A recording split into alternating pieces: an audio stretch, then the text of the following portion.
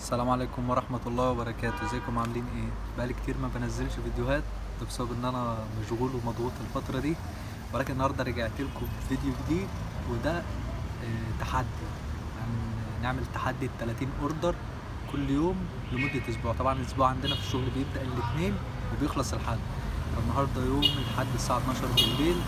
خلاص كده احنا بدأنا في الاسبوع الجديد، فاحنا هنعمل التحدي الاسبوعي، نشوف نعمل كل يوم 30 اوردر، هنشوف هيتصفى لنا دخل كام اخر الاسبوع. انا في اعتقادي يعني ممكن اخر الاسبوع نكون عملنا 3800 4000 لو مشينا بنفس المعدل ده.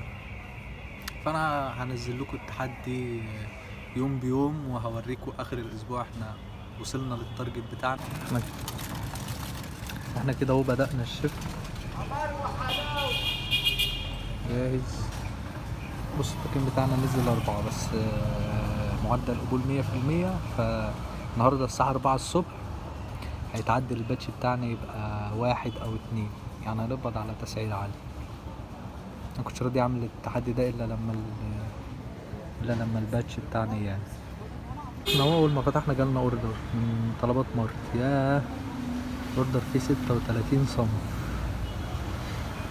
بص هو لو الاوردر ده لو انا هقدر اشيله لوحدي هشيله، لو مش هقدر بخش على السماعه اللي هي الدعم دي وافتح شات واقول له ان الاوردر كبير، هيروح معين لي واحد تاني يروح معايا. طب انا بعرف مين اللي راح معايا ازاي؟ هو بيبعت لي اسمه ورقم تليفونه. طبعا الناس الرسائل دي الواتساب ناس يعني التعيينات اللي عايزه تنزل، ناس كتير بتكلمني، يعني كل شويه حد يكلمني عايز ينزل، وناس كتير نزلت يعني وشغاله دلوقتي.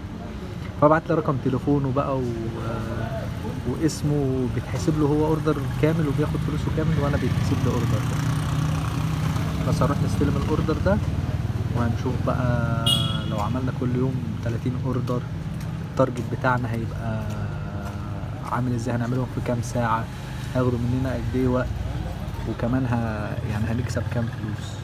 دي للناس مثلا اللي عايزة تشتغل طلبات تخليها شغلانة ثابتة، وتشوف طلبات يعني عايزة تشوف طلبات مجازية معاها ولا لا. كده وصلنا اول اوردر وهنسلم بقى ونستلم التاني. طبعا انا الشنطة اللي على ظهري دي مقدرش استغنى عنها، بيبقى فيها التليفون التاني والباور، فلوس تبع الشغل انا اتعودت عليها. كده السودانية معهاش فكة، جت نزلت فكيت وطلع لها تاني. بص كل يشوفني يقول لي انت شبه اسامة ابو علي، كل شايف كده مع ده. باركول انا جبته مكنة جديد. طبعا بهزر، المكنة بتاعتي لسه بايعها من 3 شهور بالظبط، وبدور على مكنة اجيبها يعني، لان انا كان معايا الفيجوري والفيجوري ما عجبتنيش بصراحة. فدي مكنة واحد صاحبي بوكسر بجربها، عشان لو كان كده هجيب بوكسر الفترة دي ان شاء الله. المكنة ايه؟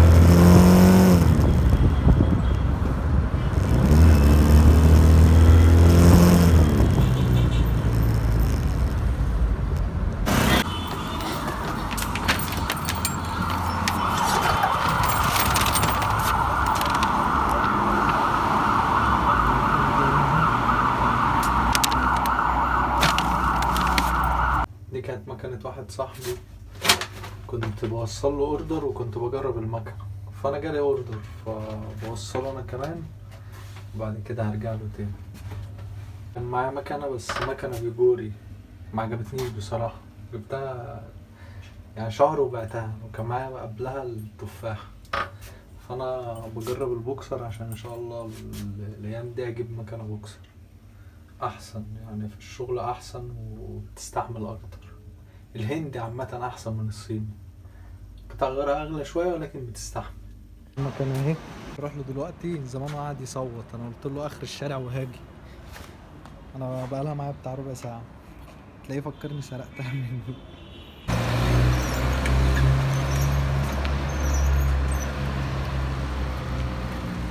جالنا اوردر من مطعم اسمه مايك كورنر، هو هنا في البنزين مش الاول، في الجراج بتاع البنزين. هنخش عليه دلوقتي. يلا وصلنا، نستلم الاوردر ان شاء الله يطلع قريب. مش بعيد يعني، مسافة 300 متر او حاجة زي كده. يلا نوديه. بص طلب فيزا اصلا، هو ندوس تسليم الطلب. عاملين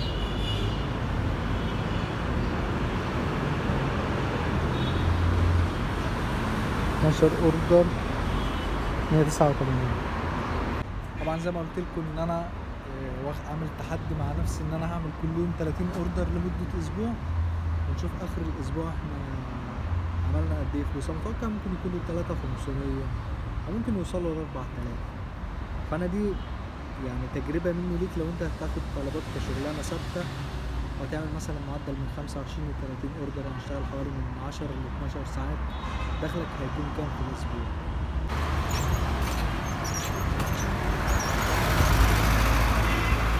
طبعا في ناس بتقولك ان هي اشتغلت طلبات ولكن ما لقيتش فيها فلوس. بص الناس دي بتنزل تشتغل ساعتين 3 وعايزة تقبض مثلا 4 5 آلاف اخر الاسبوع. طب ازاي يعني؟ هي طلبات كويسة ولكن في مقابل لازم تقدمه، يعني في جهد لازم تشتغل على الاقل 8 ساعات 10 او 12 ساعة عشان تلاقي مقابل كويس اخر الشهر. بس فكل حاجة وليها ضريبة، يعني مفيش حاجة بتيجي بسهولة. ده الاوتفيت بتاعنا، طبعا دايما شغال مخالف، بس لو اتمسكت بيبقى عليها مخالفة وبيبقى عليها غرامات. المفروض في تيشيرت وباوتش الطلبات، بس بنغامر بقى. عملت حادثة التليفون، عم حصل له ايه ومش هضطر نكمل النهارده، اروح نصلح التليفون ويجي. دايما نقول الحمد لله الحمد لله، اللي في الحديد يتعوض. انا ابعت لهم دلوقتي اخليهم يقفلوا لي الشيفت عشان اروح اصلح التليفون. اروح انا انام واصلح التليفون وانزل بقى على العصر كده ان شاء الله. ان شاء الله النهارده نحقق التارجت ان شاء الله. المفروض انا بيبقى عندي شغل في المقر بتاع الشركة من الساعة 11 الظهر لحد الساعة 1 او 1:30 الظهر، فالنهارده ما عنديش الحمد لله يعني. فانا بفكر اللي هو انزل كل يوم مثلا 6 الصبح اشتغل لحد 11، بعد كده اروح المقر اخلص 1، بعد كده اكمل 1 مثلا لحد 6 المغرب. يبقى انا 12 ساعة انا اشتغلت ايه شغلانتين، يعني اشتغلت كمندوب ورحت خلصت شغل في المقر، ده كله في 12 ساعة. بدل ما انا عشان احقق الاتنين مثلا انزل شغل وبعد كده اروح بعد كده انزل مقر، الموضوع ممكن يخش له في 15 ساعة. الموضوع مرهق جدا.